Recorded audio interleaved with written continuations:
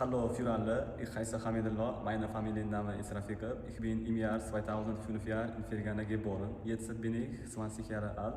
Ich komme aus Fergana. Ich bin Student, ich studiere Medizin. Noch in meiner Freizeit lerne ich Deutsch, weil oder deshalb, ich habe jetzt A1 und A2 Zertifikate. Ich habe vor 4 oder 5 Monaten Zertifikate bekommen. Warum lerne ich jetzt Deutsch? Weil es gibt in Deutschland sehr, sehr berühmte und toll Medizin.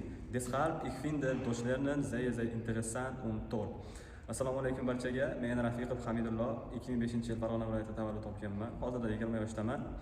Toshkent davlat tibbiyot universitetini 3-kurs bakalavr bosqich talabasi bo'laman. O'qishdan bo'sh paytlarda shu nemis tili o'rganish bilan shug'ullanaman. Hozirda B1 darajani tugatish jarayonida ketyapmiz. Qo'limda A1 hamda A2 sertifikatlarim bor.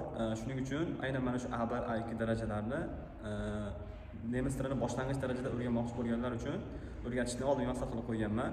Sizlar shuning uchun bemalol shu kanalga qo'shilib, bepul dars jarayonlarini ko'rib, o'rganib, nemis tili bilimlaringizni ochib borishingiz mumkin.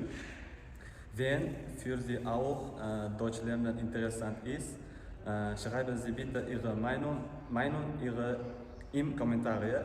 Ich kann natürlich Ihre Frage antworten. Danke für alle. Auf Wiedersehen. Bis nächste Unterricht.